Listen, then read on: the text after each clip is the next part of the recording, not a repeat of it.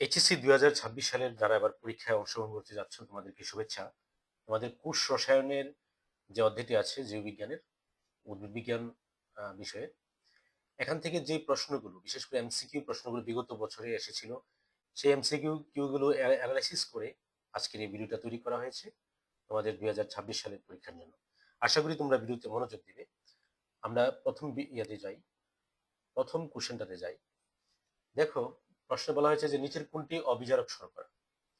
তাহলে এখান থেকে বোঝা যাচ্ছে যে বিজারক এবং অবিজারক শর্করা আমাদের জানতে হবে, কোনগুলো বিজারক কোনগুলো অবিজারক। সঠিক উত্তর হলো সুক্রোজ। সুক্রোজটা হলো অবিজারক শর্করা। তারপর দেখো, নিচের কোনটি উদ্ভিদের ভার বহন করে। উদ্ভিদের ভার বহন করে আমরা জানি কার্বোহাইড্রেট। কার্বোহাইড্রেট আছে দুই ধরনের, একটা একটা আছে গাঠনিক কার্বোহাইড্রেট, আরেকটা আছে সঞ্চয়ী কার্বোহাইড্রেট। এই যে সেলুলোজ, এই সেলুলোজটা একটা পলিস্যাকারাইড। হ্যাঁ, এটাকে বলা হচ্ছে আমরা গাঠনিক পলিস্যাকারাইড। এটা উদ্ভিদের ভার বহন করে। তারপরে দেখো যে কোনটি ইক্ষু এবং বিটের চিনি নামে পরিচিত। আমরা জানি সুক্রোজকে ইক্ষু এবং বিটের চিনি বলা হয়। সঠিক উত্তর হলো সুক্রোজ। কোন প্রোটিনটি বার্লি থেকে পাওয়া যায়? বার্লি থেকে পাওয়া যায় হর্নিন। আমরা এই প্রশ্নগুলো দেখার পর বই থেকে আমরা একটু দেখানোর চেষ্টা করব যে কোনগুলো তোমরা পড়বা। সবচেয়ে ক্ষুদ্র প্রোটিন কোনটি? সবচেয়ে ক্ষুদ্র প্রোটিন কোনটি হলো প্রোলামিন। তারপর হচ্ছে নিচের কোন প্রোটিন পানিতে অদ্রবণীয়? গ্লুটামিন পানিতে অদ্রবণীয়। তাহলে এখান থেকে বোঝা যাচ্ছে যে প্রোটিন থেকে প্রশ্ন আসে। যেমন কোনটি দ্রবণীয়, অদ্রবণীয়, পানিতে দ্রবণীয়, অদ্রবণীয়, কোনটি ক্ষুদ্র, এবং কিসের মধ্যে কোন ধরনের প্রোটিন পাওয়া যায়। তাহলে এই প্রশ্নগুলো আমাদের জানতে হবে। এরপরে আমরা চলে যাই, নখে কোন ধরনের প্রোটিন থাকে। আমরা জানি যে শিং, নখ, চুল এগুলোতে এক ধরনের প্রোটিন থাকে, সেটার নাম হলো স্ক্লেরোপ্রোটিন। মনে রাখতে হবে স্ক্লেরোপ্রোটিন। কোলেস্টেরল কোন জাতীয় পদার্থ? কোলেস্টেরল তো লিপিড জাতীয় পদার্থ। হ্যাঁ, আমরা জানি লিপিডের কতগুলো শ্রেণীবিভাগ আছে, একটা ধরন আছে কোলেস্টেরল। কোনটি ফসফোলিপিডের উদাহরণ? ফসফোলিপিডের উদাহরণ হলো লেসিথিন। হ্যাঁ, এই লেসিথিন হলো ফসফোলিপিডের উদাহরণ। আর এই ফসফোলিপিডটা হলো একটা আহ, আহ, যৌগিক লিপিড। আমরা তারপরে চলে যাই, তুলসী, পুদিনা এবং পাইন উদ্ভিদ থেকে কোন লিপিড পাওয়া যায়? আমরা জানি তুলসী, পুদিনা পাতা থেকে টারপিনস নামক লিপিড পাওয়া যায়। টারপিনস মনে রাখতে হবে। মানুষের রক্তে কোলেস্টেরলের স্বাভাবিক মাত্রা হলো 0.15 থেকে 1.20%। মানুষের রক্তে 0.15 থেকে 1.20% স্বাভাবিক মাত্রা। কোনটি উদ্ভূত লিপিড? আমরা জানি যে লিপিডকে তিন ভাগে ভাগ করা হয়েছে। তার মধ্যে একটা লিপিড আছে উদ্ভূত লিপিড। এই উদ্ভূত লিপিডের মধ্যে আছে রাবার। রাবার, টারপিনস এগুলো হলে বলা হয় উদ্ভূত লিপিড। পরের প্রশ্ন, বিজারক শর্করার উদাহরণ কোনটি? এখানে খেয়াল করো যে গ্লুকোজ এবং ফ্রুক্টোজ হলো বিজারক শর্করা, সুক্রোজ হলো অবিজারক শর্করা। তাহলে সঠিক উত্তর গ্লুকোজ এবং ফ্রুক্টোজ 1 এবং 3। খ, গ্লাইকোসাইডিক বন্ধনে তৈরি হয় কি? তৈরি হয় গ্লাইকোসাইডিক বন্ধনে? আমরা জানি যে ডাইস্যাকারাইড, অলিগোস্যাকারাইড, পলিস্যাকারাইড সবগুলোর মধ্যেই গ্লাইকোসাইডিক বন্ধন আছে। এই গ্লাইকোসাইডিক বন্ধন, মনোস্যাকারাইড গুলো যে বন্ধনের মাধ্যমে ডাইস্যাকারাইড, অলিগোস্যাকারাইড, পলিস্যাকারাইড তৈরি করে, সেই বন্ধনটা হলো কার্বন, অক্সিজেন, কার্বন। আর এই বন্ধনটাকে বলা হচ্ছে গ্লাইকোসাইডিক বন্ধন। তাহলে সঠিক উত্তর এখানে সবগুলোই, ডাইস্যাকারাইড, অলিগোস্যাকারাইড এবং পলিস্যাকারাইড সবগুলোর মধ্যেই গ্লাইকোসাইডিক বন্ধন দেখা যায়। এখন আমরা এই প্রশ্নগুলো দেখি তোমাদের বই থেকে। হাসান স্যারের যে বইটা আছে, আমরা এই বই থেকে একটু দেখার চেষ্টা করব। এই যে তোমরা দেখতে পাচ্ছ, এখানে আমরা কার্বোহাইড্রেট থেকে শুরু করি। কার্বোহাইড্রেট থেকে প্রশ্ন আসছিল যে বিজারক শর্করা, অবিজারক শর্করা, ডাইস্যাকারাইড। এখানে দেখো যে রাইবুজ। হ্যাঁ, এই যে রাইবুজ, এটা একটা রিডিউসিং সুগার।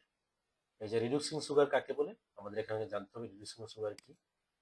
যে এলডিহাইড এবং কিটোন গ্রুপকে বলা হয় রিডিউসিং সুগার। অর্থাৎ যাদের মধ্যে এলডিহাইড এবং কিটোন গ্রুপ আছে যে সুগারের মধ্যে, সেটাকে বলবো আমরা কি? Reducing group. Aldehyde ketone group থাকলে সেটাকে বলবো আমরা রিডিউসিং গ্রুপ। কারণ কারণ হলো যারা, ওরা কি করে প্রতিবয় যৌগের সাথে জারিত হয়ে যায় এবং ওই যৌগ কি করে বিজারিত হয়। হুম তাদেরকে বলা হয় রিডিউসিং সুগার বা বিজারক শর্করা। তাহলে রাইবোজ একটা বিজারক শর্করা, তারপরে গ্লুকোজ, ফ্রুক্টোজ এগুলো সবগুলোই বিজারক শর্করা। এই যে রাইবোলুজ, খেয়াল করো যে এই রাইবোলুজ এটা একটা বিজারক শর্করা, মনে রাখতে হবে। তারপরে আমরা চলে আসি, এই যে গ্লুকোজ আছে এখানে, গ্লুকোজ এটার বিজারক শর্করা। গ্লুকোজকে বলা হয় গ্রেপ সুগার বা আঙ্গুরের শর্করা, মনে রাখতে হবে। তারপরে আসি, এই যে ফ্রুক্টোজ, ফ্রুক্টোজকে বলা হয় ফলের চিনি, এটাও কিন্তু একটা বিজারক শর্করা। আর আমি বলেছিলাম যে অবিজারক শর্করা যেমন আহ, যেমন সুক্রোজ, সুক্রোজটা হলো একটা অবিজারক শর্করা, মনে রাখতে হবে সুক্রোজ।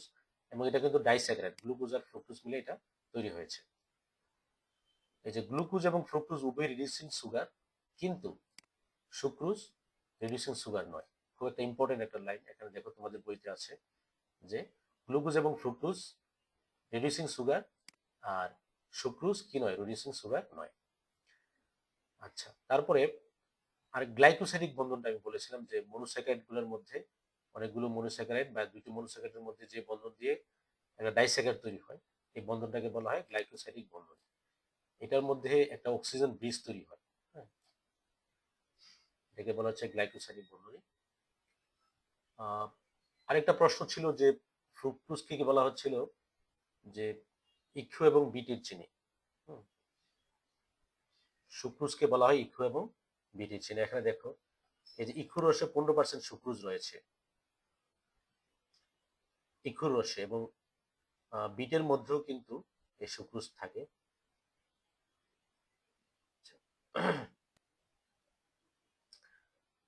এই যে দেখুন মেল্টোজ, এখানে মেল্টোজ এটা একটা ডাইস্যাকারাইড, সেলুলোজ এগুলো হলো ডাইস্যাকারাইড। আর পলিস্যাকারাইডের মধ্যে বলেছিলাম যে দুইটা পলিস্যাকারাইড আছে, একটা গাঠনিক পলিস্যাকারাইড, আরেকটা হলো আহ, একটা গাঠনিক পলিস্যাকারাইড, একটা সঞ্জীবী পলিস্যাকারাইড। আমার মনে রাখতে হবে। প্রশ্নটা ছিল যে উদ্ভিদের ভার বহনে কাজ করে কে? উদ্ভিদের ভার বহনে উদ্ভিদের জীবদেহের কাঠামো গঠন করে থাকে কে? Cellulose, hemicellulose, pectin. আর সঞ্চয়ী পলিস্যাকারাইড কোনগুলো? যেগুলো জীবদেহে সঞ্চিত বস্তু হিসেবে থাকে, যেমন স্টার্চ, গ্লাইকোজেন, এগুলো সঞ্চয়ী পলিস্যাকারাইড। আরেকটা প্রশ্ন ছিল আমাদের, আমরা প্রশ্নটা একটু দেখি। আমাদের পরের প্রশ্নটা এই যে এখানে দুইটা উদ্দীপক দেখতে পাচ্ছ, উদ্দীপকের দুইটা চিত্র দেখতে পাচ্ছ, চিত্র ক এবং চিত্র খ। প্রথম প্রশ্ন যে ক চিত্র উপাদানটির নাম কি? ক চিত্র উপাদানটি আমরা দেখতে পাচ্ছি এটা একটা গ্লুকোজের চিত্র। এখন অপশনে আছে আলফা ডি গ্লুকোজ না বিটা ডি গ্লুকোজ, নাকি ফ্রুক্টোজ নাকি এল গ্লুকোজ। সঠিক উত্তর হলো এটা আলফা ডি গ্লুকোজ। কেন আলফা ডি গ্লুকোজ? তোমরা এখানে দেখো যে এটা যে হাইড্রোক্সিলটা আছে এটা আলফা অবস্থানে, অর্থাৎ 1 নম্বর কার্বনের যে ওয়েজ অর্থাৎ হাইড্রোক্সিল গ্রুপটা আছে, এটা আলফা অবস্থানে আছে। আলফা অবস্থান বলতে এটা নিচের দিকে আছে, এটা যদি উপরের দিকে থাকতো তাহলে এটা হতো বিটা অবস্থান। এটা আলফা অবস্থানে থাকার কারণে এটার নাম হয়েছে আলফা ডি গ্লুকোজ। তারপর বলা আছে যে পরের প্রশ্নটা, চিত্র দুটি যোগ করলে কি উপাদান গঠিত হবে?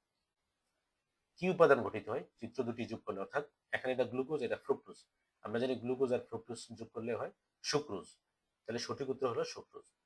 তাহলে ক এবং খ দুইটা যদি গ্লাইকোসাইডিক বন্ধনের মাধ্যমে যুক্ত হয়, সেটা হবে কি? সুক্রোজ। আমরা এবার একটু আবার বইতে যাই। দেখো যে গ্লুকোজ এবং ফ্রুক্টোজ মিলিত হয়ে সুক্রোজ তৈরি করে। আমরা এখানে একটু দেখি, এই যে একটা গ্লুকোজ, তোমরা দেখো এই যে গ্লুকোজ, তার সাথে ফ্রুক্টোজ যুক্ত হয়েছে, তাহলে ফ্রুক্টোজ এবং গ্লুকোজ মিলিত হয়ে কি তৈরি করলো? সুক্রোজ তৈরি করলো। এটা তোমাদেরকে মনে রাখতে হবে, এটা হলো সুক্রোজ। তো এইভাবেই আহ, এই চ্যাপ্টারের ইম্পর্টেন্ট প্রশ্নগুলো আমি দেখিয়েছি। আরো কিছু প্রশ্ন দেখাবো যে প্রোটিন থেকে, তোমাদের প্রোটিন থেকে কয়েকটা প্রশ্ন আসছিল। প্রোটিনের দ্রবীণতার উপর ভিত্তি করে যে প্রোটিন আছে, তারা ছাড়া আরো কিছু প্রোটিন আসছিল, যেমন আহ, যেমন নখ, শিং, এগুলোর মধ্যে কোন ধরনের প্রোটিন থাকে? দেখো গাঠনিক প্রোটিন যেমন ক্যারাটিন ত্বক, শিং, নখ, খুর, পালক এগুলোর মধ্যে থাকে। আবার স্ক্লেরুটিন থাকে পতঙ্গের বহিঃকঙ্কালের মধ্যে থাকে স্ক্লেরুটিন। আর দ্রবণীয়তার উপর ভিত্তি করে যেমন আসছিল যে গ্লুটেলিন, নিচের কোনটি অদ্রবণীয়? যারা পানিতে এবং লবণে অদ্রবণীয়, এই যে গ্লুটেলিন অদ্রবণীয়। মনে রাখতে পারো গ্লোবিউলিন পানিতে প্রায় অদ্রবণীয়। তারপরে আছে অ্যালবিউমিন, এটা পানিতে দ্রবণীয়, সহজেই পানিতে দ্রবীভূত হয়, সেটা হলো অ্যালবিউমিন। তোমাদের এই জিনিসগুলো মনে রাখতে হবে, কোনটা অ্যালবিউমিন, কোনটা কোনটা পানিতে দ্রবণীয়, কোনটা অদ্রবণীয়। তারপরে আসছিল আরেকটা প্রশ্ন হচ্ছে যে বার্লির মধ্যে যে প্রোটিনটা পাওয়া যায়, যেমন জব এবং বার্লিতে পাওয়া যায় হর্ডিন, হ্যাঁ, এবং গম এবং রাইয়ের মধ্যে পাওয়া যায় গ্লিয়াডিন। হ্যাঁ, ভুট্টার মধ্যে পাওয়া যায় জিন। খুব ইম্পর্টেন্ট, এই যে প্রশ্ন অনেকবার আসছিল যে ভুট্টার মধ্যে কোন ধরনের প্রোটিন পাওয়া যায়, জিন। তারপরে উম, তারপর আছে সবচেয়ে ছোট ক্ষুদ্র প্রোটিন, যে প্রোটামিনকে বলা হচ্ছে সবচেয়ে ক্ষুদ্র প্রোটিন, এই প্রশ্নটা আসছিল। প্রোটামিনকে বলা হচ্ছে সবচেয়ে ক্ষুদ্র প্রোটিন। তারপরে যেমন স্ক্লেরো প্রোটিনের মধ্যে দেখো, আহ, এরা পানি এবং মৃদুল দ্রবণীয় নয়, মানে অদ্রবণীয়।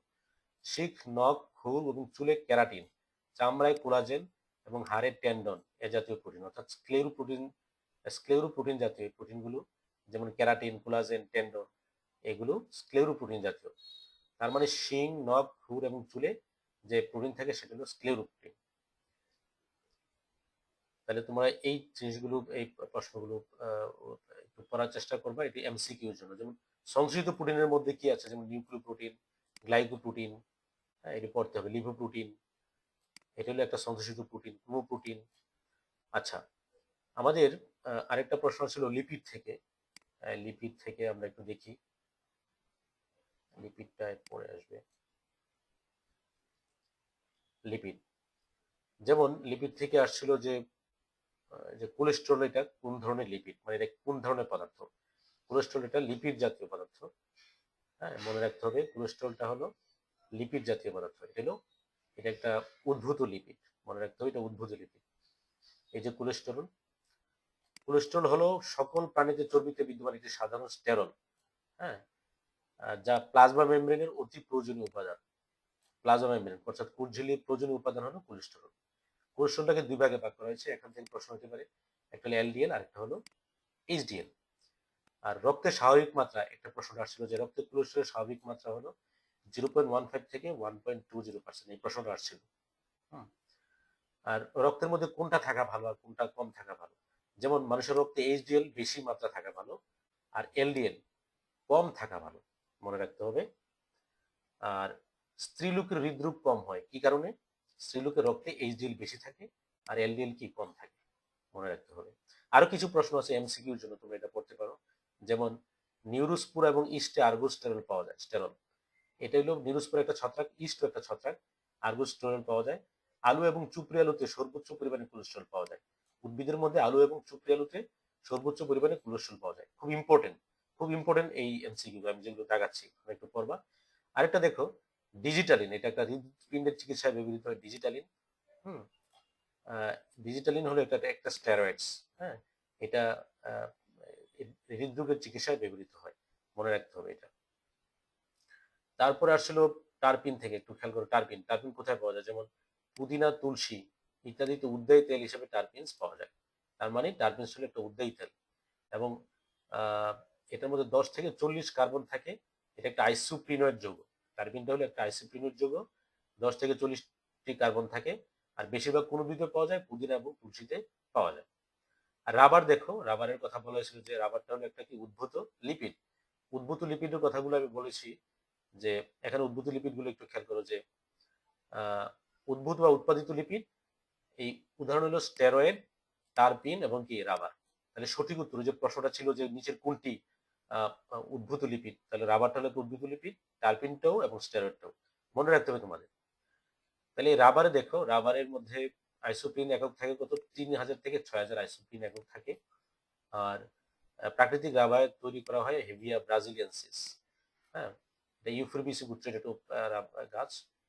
প্রাকৃতিক রাবার বা প্যারা রাবার পাওয়া যায়, মনে রাখতে হবে। রাবারের বিভিন্ন ধরনের কাজে ব্যবহার করা হয়। তো আজকে এই পর্যন্তই। ভিডিওটা যদি তোমাদের ভালো লাগে, লাইক, কমেন্ট এবং শেয়ার করবে। পরবর্তীতে আমি এই চ্যাপ্টার থেকে আরো এমসিকিউ নিয়ে আলোচনা করবো, আশা করি সেই ভিডিওগুলো দেখবা তোমরা। ধন্যবাদ, সবাই ভালো থেকো।